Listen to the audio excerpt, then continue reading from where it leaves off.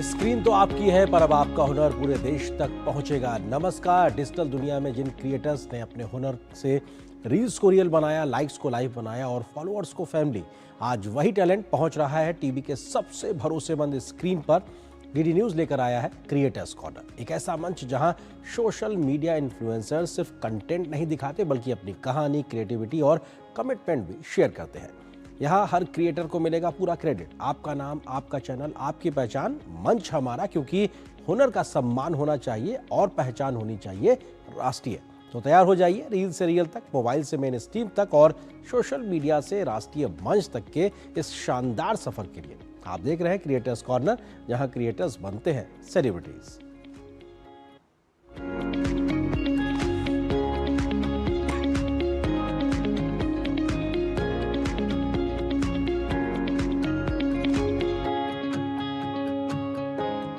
नई शिक्षा नीति एक ऐसा बदलाव जो भारतीय शिक्षा प्रणाली को और अधिक लचीला, समग्र और 21वीं सदी की जरूरतों के अनुरूप बना रहा है।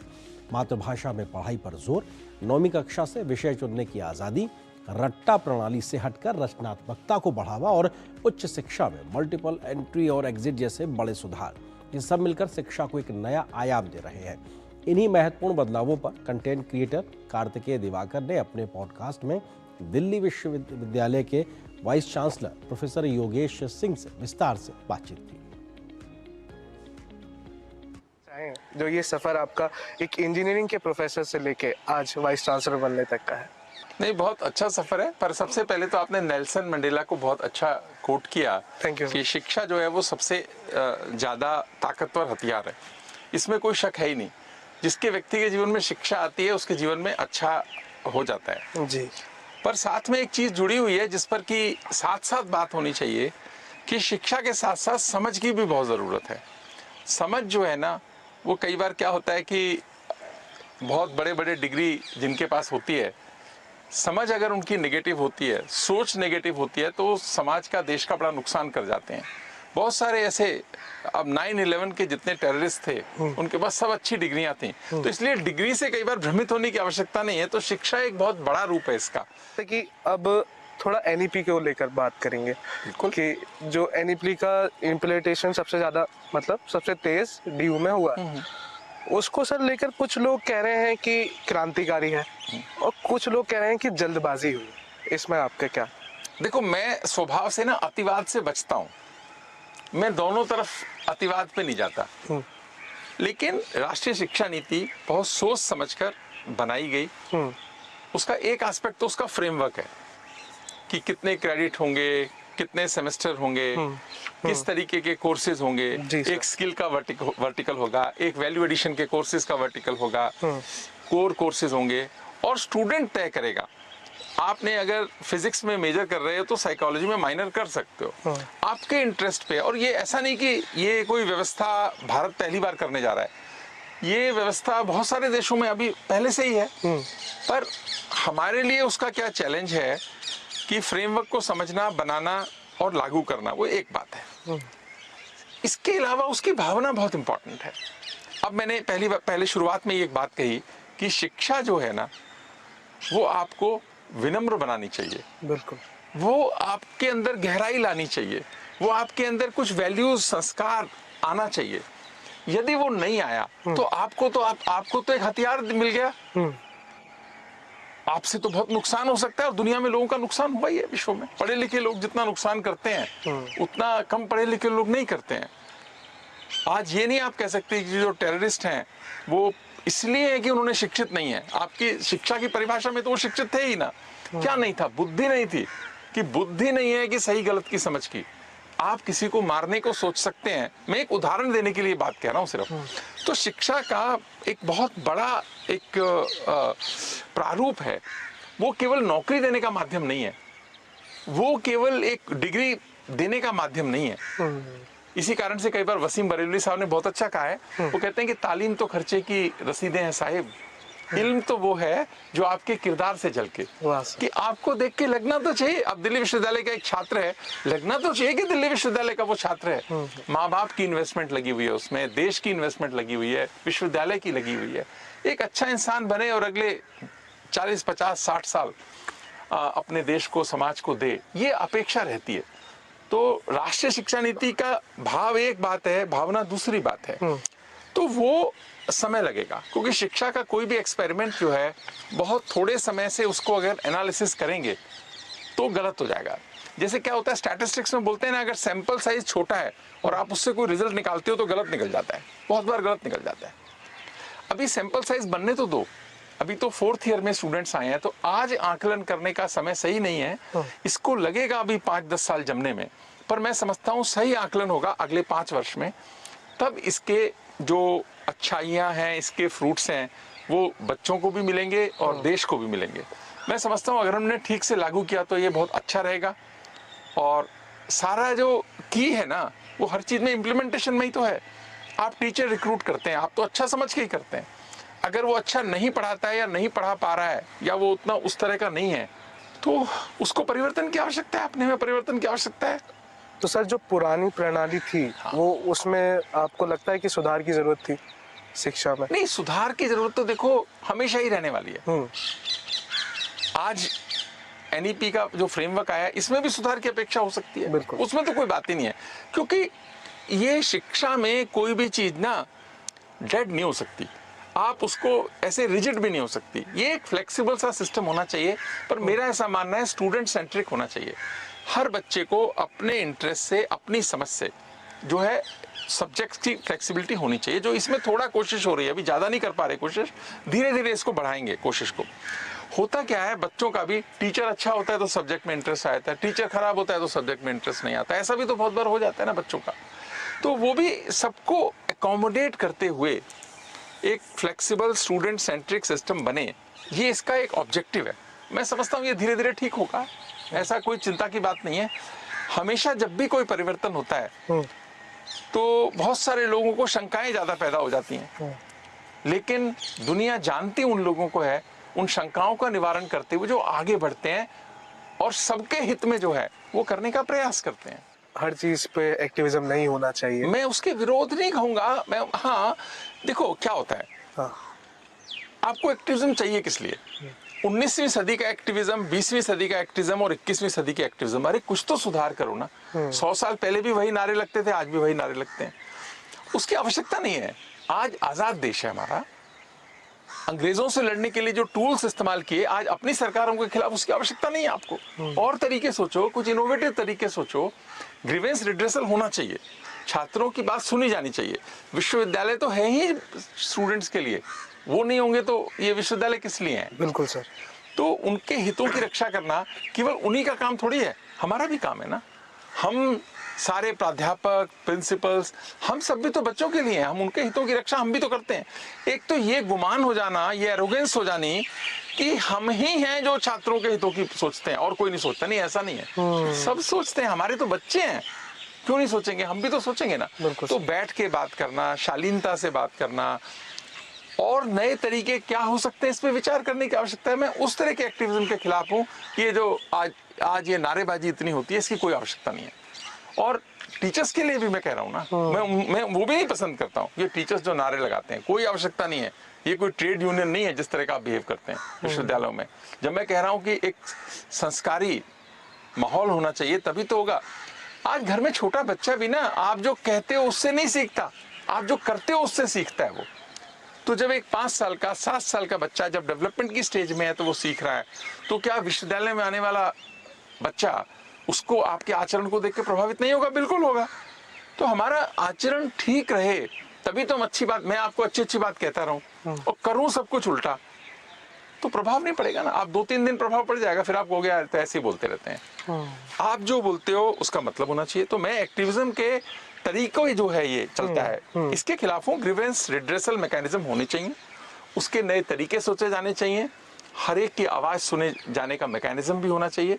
वो एक तरीका था, वो सारे तरीके नहीं है, मैं ऐसा मानता हूँ। ये एक सर आपका भी बयान भी वायरल हुआ था कि अर्बन नक्सल को लेके, ये अर्बन नक्सल कौन है सर? आपको अपने देश की और उसके हितों की चिंता तो होनी चाहिए। गरीबी पे बात करना बहुत अच्छी बात है, पर गरीबों के खिलाफ काम करना, आखिर गरीबी देश की अगर दूर होनी है तो वो शिक्षा से होगी, गरीबी दूर होनी है तो नई समझ से होगी, गरीबी दूर होनी है तो सरकार के इनिशिएटिव से होगी। सारा समय विरोध ही करना, सब में गलत ही देखना, सर अभी ये जो सोच है ना, ये जो सोच है ना, इससे बचना चाहिए। ये उनके भी हित में नहीं है और किसी के हित में नहीं है। तो आपने देखा शिक्षा को लेकर विस्तार से बातचीत, और अगली जो वीडियो है वो स्वास्थ्य से जुड़ा हुआ। टीकाकरण के क्षेत्र में भारत ने एक ऐतिहासिक यात्रा तय की है। 2015 में जहां पूर्ण टीकाकरण कवरेज सिर्फ 62% था, वह जनवरी 2026 तक बढ़कर 98.4% तक पहुंच चुका है। 220 करोड़ से अधिक वैक्सीन खुराकें देकर भारत ने दुनिया का सबसे बड़ा टीकाकरण अभियान सफलतापूर्वक चलाया। इतना ही नहीं, भारत आज वैश्विक स्तर पर वैक्सीन का सबसे बड़ा उत्पादक देश है, जो दुनिया की लगभग 60% आपूर्ति में योगदान देता है। और अब एक और बड़ा कदम, प्रधानमंत्री नरेंद्र मोदी के नेतृत्व में 14 साल की लड़कियों को सर्वाइकल कैंसर से बचाने के लिए HPV वैक्सीन अभियान तेजी से आगे बढ़ रहा है। इन्हीं उपलब्धियों और भारत की इस प्रेरणादायक यात्रा को कंटेंट क्रिएटर नताशा जैन अपने वीडियो में बेहतर और सरल प्रभावी तरीके से समझा रही हैं। करेंगे भारत के वैक्सीनेशन सफर के बारे में कि हमने क्या क्या उपलब्धियां की हैं और आगे हम क्या क्या करेंगे। सबसे पहले तो मैं आपको ये बताना चाहूंगी कि वैक्सीनेशन सिर्फ एक इंजेक्शन नहीं होता, बल्कि वैक्सीनेशन से, वैक्सीन से हम रोज एक जान बचा रहे हैं, बल्कि शत करोड़ों जान बचा रहे हैं, सुरक्षित कर रहे हैं।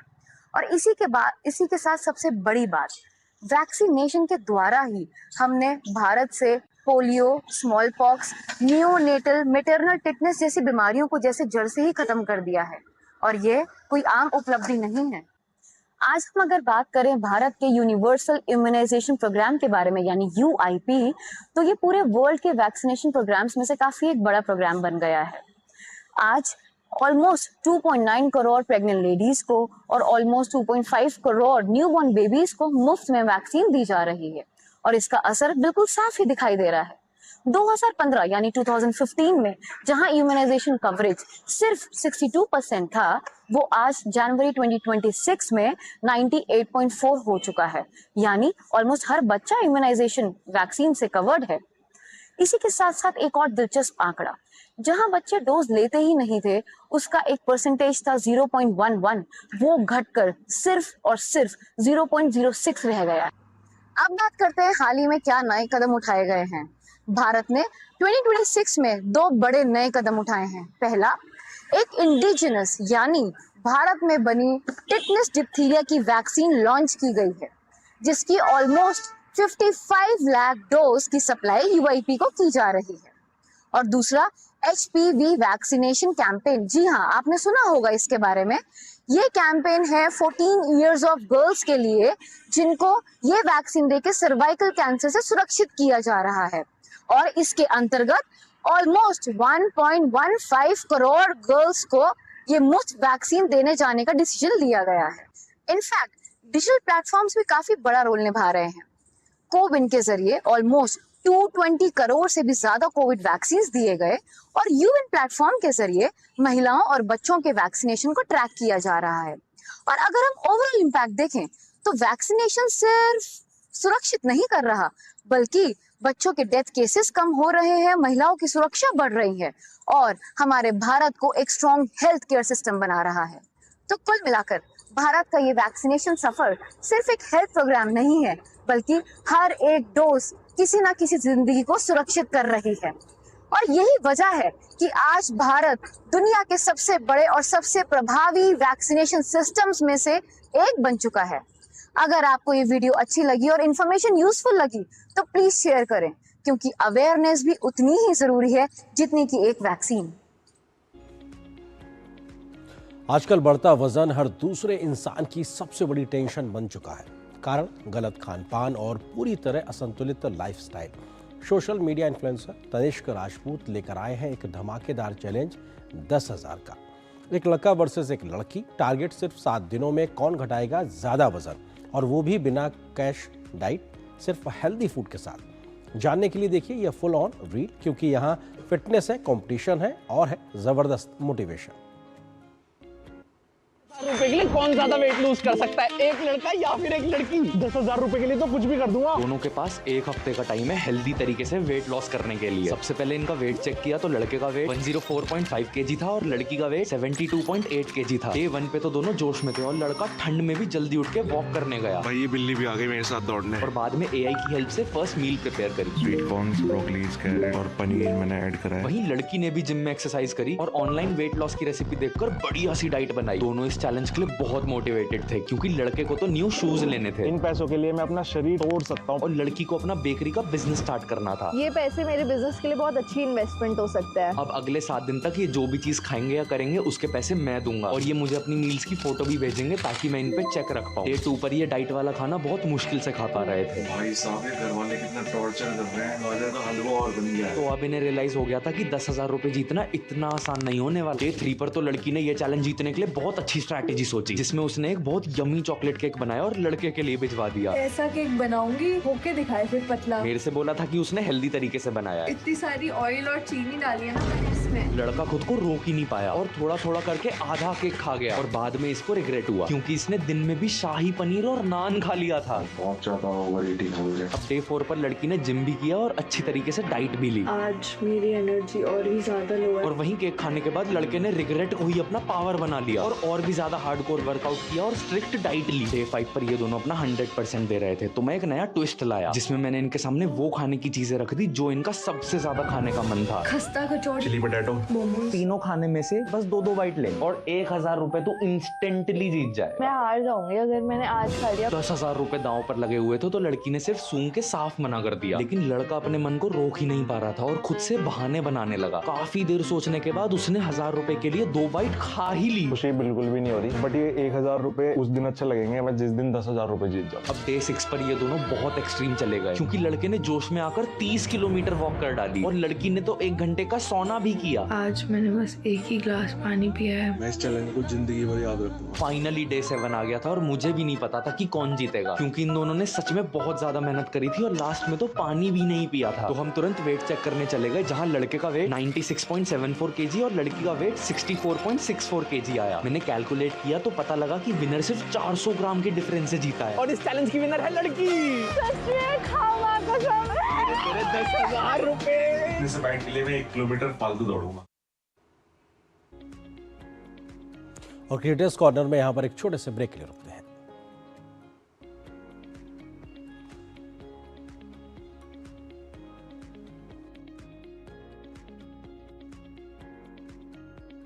% एक्स्ट्रा, अब स्वाद के साथ बचत भी। अब पाइए बचत ही बचत। मेरी पसंद, मेरी पसंद, मेरी पसंद, मेरी पसंद, हमारी पसंद, हम सबकी पसंद। मजबूत देश का मजबूत सरिया हो गया स्टील। गोल्डी छोले मसाले, जहाँ जाए रिश्ते बनाए। गोल्डी लाए हैं फ्रेश लॉक टेक्नोलॉजी जो रखे मसालों को हर समय फ्रेश। देश भर में सस्ती और अच्छी गुणवत्ता वाली दवाइयां उपलब्ध कराने के लिए जन औषधि केंद्र तेजी से खोले जा रहे हैं। इस पहल का उद्देश्य है हर वर्ग के नागरिक को किफायती स्वास्थ्य सुविधा देना और उनके इलाज के खर्च को कम करना। ब्रांडेड दवाओं के मुकाबले किफायती दामों पर मिलने वाली जेनरिक दवाइयां न सिर्फ लोगों की जेब पर बोझ घटा रही हैं बल्कि स्वास्थ्य सेवाओं को भी और अधिक सुलभ बना रही हैं। इसी महत्वपूर्ण योजना को कंटेंट क्रिएटर मीठी चौधरी अपने वीडियो में विस्तार से समझा रही हैं। देश में अभी तक सस्ती और गुणवत्तापूर्ण स्वास्थ्य सेवाएं पहुंचना बड़ी चुनौती रही है। महंगी दवाओं के कारण कई बार मरीजों को इलाज बीच में ही छोड़ना पड़ता है। ऐसे में केंद्र सरकार की प्रधानमंत्री भारतीय जन औषधि परियोजना लोगों के लिए बड़ी राहत बनकर सामने आई है।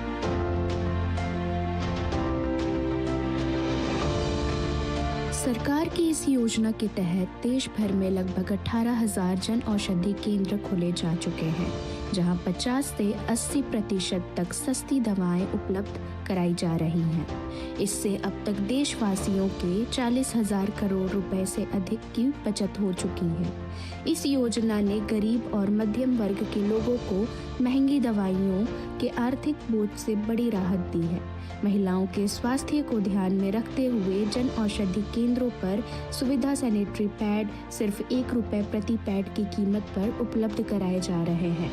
जनवरी 2026 तक इन पैड्स की 100 करोड़ से अधिक यूनिट की बिक्री हो चुकी है, जिससे लाखों महिलाओं को सस्ती और सुरक्षित स्वच्छता सुविधा मिल रही है। कुल मिलाकर प्रधानमंत्री भारतीय जन औषधि परियोजना आज देश के करोड़ों लोगों के लिए सस्ती और गुणवत्तापूर्ण दवाओं का भरोसेमंद जरिया बन चुकी है। ये पहल न सिर्फ आम लोगों के स्वास्थ्य खर्च को कम कर रही है, बल्कि स्वास्थ्य सेवाओं को अधिक सुलभ और समावेशी बनाने की दिशा में भी अहम भूमिका निभा रही है। तो इसी के साथ आज के क्रिएटर्स कॉर्नर के क्रिएटिव एपिसोड में इतना ही। अगर आपके अंदर भी कुछ अलग करने का जज्बा है तो आप अपना कंटेंट हमें ddnews.creatorscorner@gmail.com पर भेज सकते हैं, या फिर आप हमें 8130555806 नंबर पर व्हाट्सएप भी कर सकते हैं, क्योंकि क्रिएटर्स कॉर्नर में हर क्रिएटर की कहानी मायने रखती है और हर आवाज़ को मिलता है पूरा सम्मान, पूरा क्रेडिट। अगले एपिसोड में फिर मिलेंगे नई सोच, नए चेहरों और नई क्रिएटिव उड़ान के साथ। क्रिएट करते रहिए, प्रेरित करते रहिए और देखते रहिए क्रिएटर्स कॉर्नर, सिर्फ DD न्यूज़ पर।